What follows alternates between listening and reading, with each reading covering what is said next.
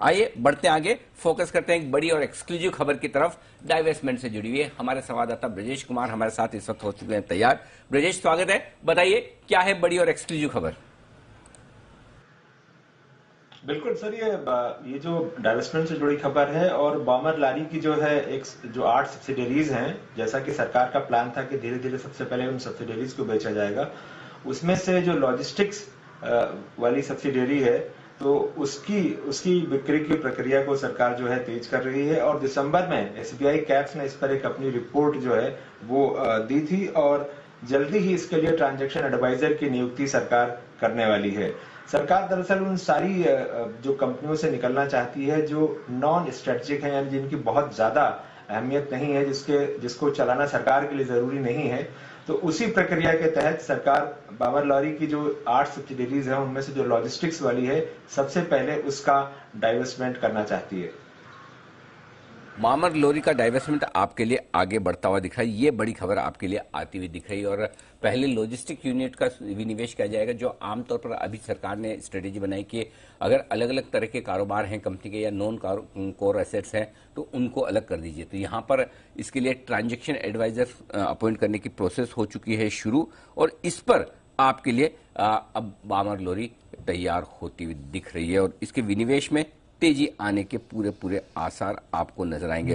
होगा क्या, ये समझ लीजिए। जो इनका लॉजिस्टिक कारोबार है वो पहले अलग हो जाएगा, इसके बाद सभी 8 यूनिट्स का अलग अलग डाइवेस्टमेंट होगा, ताकि जो डिफरेंट कारोबार हैं, बहुत सारे कारोबार हैं इनके। बिल्कुल। अच्छा, जैन साहब है क्या? जैन साहब है, जैन साहब को पता होगा क्योंकि जैन साहब की रिकमेंडेशन लिस्ट में भी रहा है। और एसबीआई कैपिटल ने इस पर एक रिपोर्ट बनाई, अपनी रिपोर्ट उन्होंने दीपम को सौंप दी है और दीपम को सौंपने के बाद अब इस पर बात आगे बढ़ती हुई दिख रही है। जैन साहब, अगर मुझे ठीक से याद है तो आपकी रिकमेंडेशन लिस्ट में रहा है बामर लॉरी, जरा प्रकाश डालिए।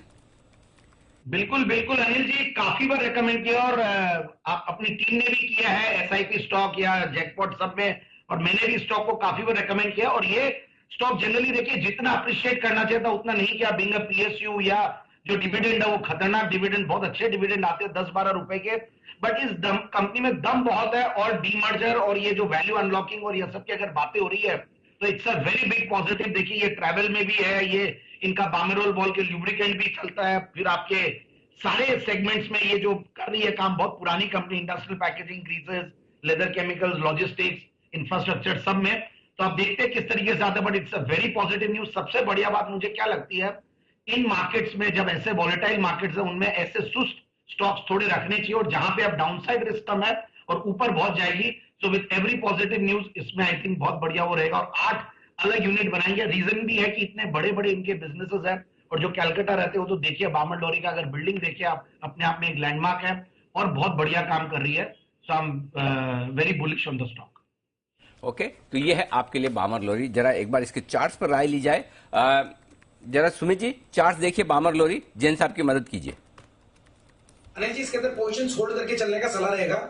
स्टॉक में लोअर लेवल से बाउंस बैक देखने को मिल रहा है। स्टॉक का 200 डीएमए लेवल्स आ रहा है 130 के पास, सो 130 तक का इमीडिएट एक हडल है। 130 का लेवल जैसे निकलेगा तो स्टॉक में फिर 8 से 10 रुपए का मूव ऊपर की तरफ देखने को मिल सकता है।